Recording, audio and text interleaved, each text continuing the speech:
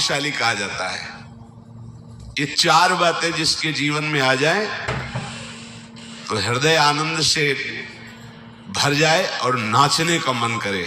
ये चार बातें, और ये चार बातें उसी के जीवन में आती है जिस पर भगवान की विशेष कृपा होती है।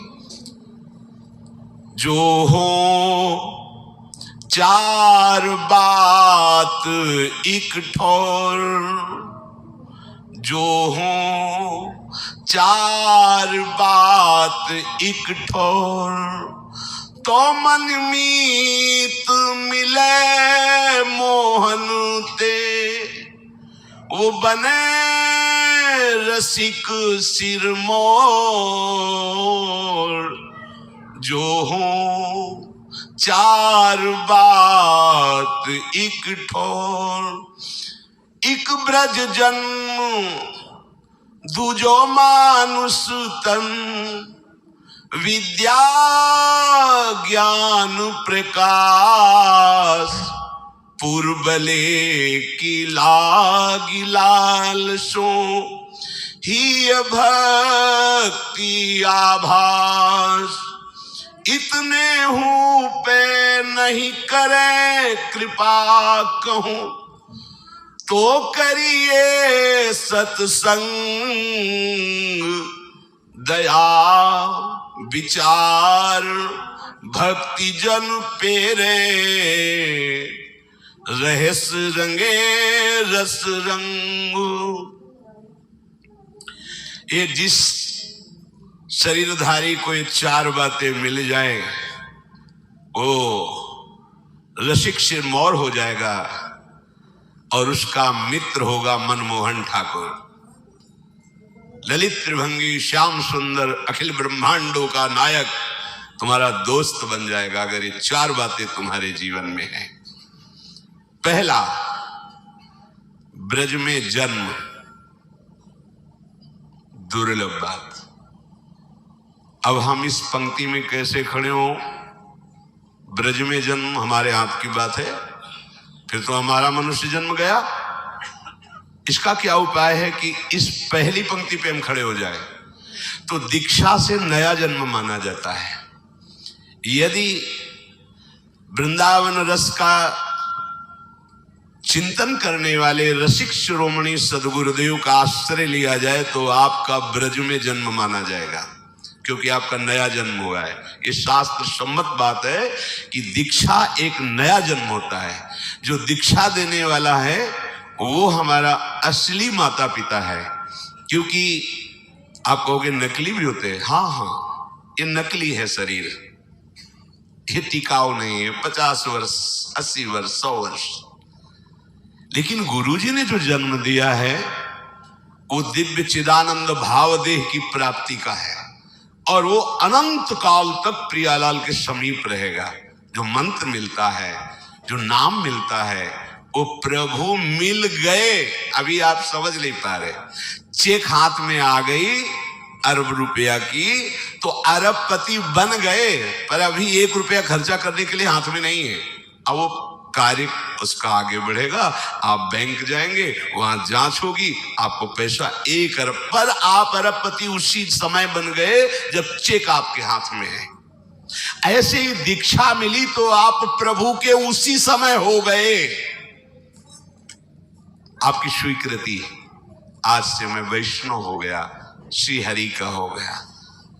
अच्छा, बोले आप बोलते हो, बोलने से क्या, प्रमाण दीजिए। नागरीदास जी परम सिद्ध संत रस में, जो ये रस का सार भजन शिरोमणि स्वरूप है, नित्य विहार रस के सिद्ध रसिक, कह रहे श्री हरिवंश शरण जे आए, श्री वृषभानु कुंवरी नंद नंदन, निज कर अपनी चिट्ठी चढ़ाए।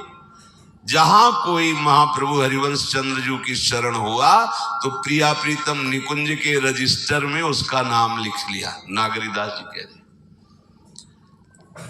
सही बात तो यह है कि उन्होंने हमें स्वीकार किया है, इसीलिए हमारी दीक्षा होती है, इसीलिए हमें सदगुरुदेव मिलते। हमारे भाग्य का विषय नहीं, प्रियालाल ने मुझे घसीटा है, प्रियालाल मुझे स्वीकार किए। जिस दिन दीक्षा मिली उसी दिन चेक जैसे हाथ में मिली और अब पति बने, उसी दिन आप प्रभु के हो गए, उसी दिन भगवत प्राप्ति के अधिकारी हो गए।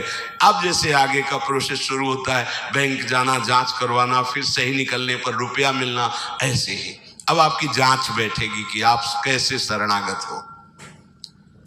अगर आप कमजोर निकलते हो तो आपको फिर सहयोग मिलेगा भागवतिक, ऐसे मित्र मिलेंगे, ऐसा सत्संग मिलेगा, ऐसा शास्त्र स्वाध्याय होगा कि आपकी शरणागति नाटक न रह के सत्य हो जाएगी। इस मार्ग में यही तो बड़ा लाभ है कि झूठा खेले साचा होए। अगर नाटक से भजन करोगे तो तुम्हें सत्य भजनानंदी बना देंगे प्रभु, ये बड़े कृपालु है। तो दीक्षा नया जन्म माना जाता है। तो हमने यदि वृंदावन ब्रज के रसिक शिरोमणियों का आश्रय लेकर उनसे दीक्षा ली तो हमारा नया जन्म हो गया। शरीर का जन्म और दीक्षा का जन्म, इनमें दीक्षा का जन्म विशेष महत्वपूर्ण माना जाता है। तो एक शरीर का जन्म हुआ ब्रज में और एक हुआ दीक्षा का जन्म। तो हम शरीर के जन्म में तो ब्रह्मा के विधान से चलते हैं, लेकिन दीक्षा के जन्म में साक्षात श्री हरि के विधान से चलते हैं। हरि ने मुझे जन्म दे दिया, अब हम पक्के ब्रजवासी हुए क्योंकि हमारा जन्म हो गया। क्या? दीक्षा जन्म। इसे कोई नहीं काट सकता त्रिभुवन में, ये सिद्धांत है। अच्छा, ब्रज में सुअर, कुत्ता, कीट पतंग के रूप में जन्मे, अहोभाग्य, महापुरुषों ने मांगा है। पर कह रहे दूजो मानुष तन, और कई मनुष्य शरीर से, तो हम कथा कह सकते हैं, सुन सकते हैं, नाम कीर्तन कर सकते हैं, नृत्य कर सकते हैं, प्रभु के लिए चीख चीख कर पुकार सकते हैं और हम प्रभु की सेवा कर सकते हैं। लेकिन हम पशु पक्षी बने तो हम श्री जी की सेवा नहीं कर पाएंगे, हम प्रभु का यश नहीं गा पाएंगे, हमारी भाषा पशुवत रहेगी। वो दिव्य निकुंज की बात अलग है। देखो ना, यहाँ पशु पक्षी सब सौभाग्यशाली है, पर कैसा जीवन है। अगर मनुष्य जन्म है तो देखो, आप बैठे सत्संग सुन रहे हो, आप नाम कीर्तन, आप पद में नृत्य करेंगे, आनंदित होंगे।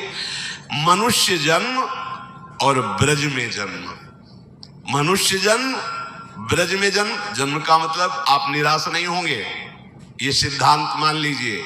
दीक्षा एक नया जन्म, तो हम भी ब्रजवासी। हरिराम व्यास जी कह रहे ना, हे हरि हम कब हुई हैं ब्रजवासी।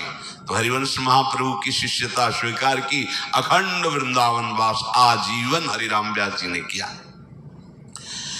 क्योंकि मनुष्य शरीर में विद्या और ज्ञान का प्रकाश होता है, अन्य जीवों के शरीरों में नहीं। इसलिए मनुष्य जन्म और ब्रज में जन्म, और इसके बाद तीसरी बात कह रहे हैं, हरि मिलन की लालसा, भगवत प्राप्ति का उद्देश्य।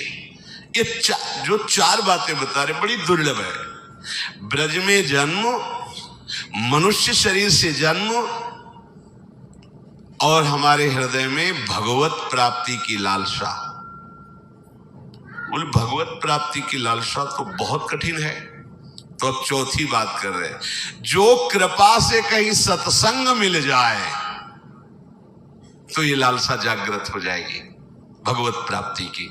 ये चार बातें जिसके जीवन में है, ब्रज में जन्म, मनुष्य शरीर, भगवत प्राप्ति का उद्देश्य और नित्य सत्संग, जान लो इससे बढ़कर कोई कृपा नहीं हरि के पास देने की। क्योंकि इस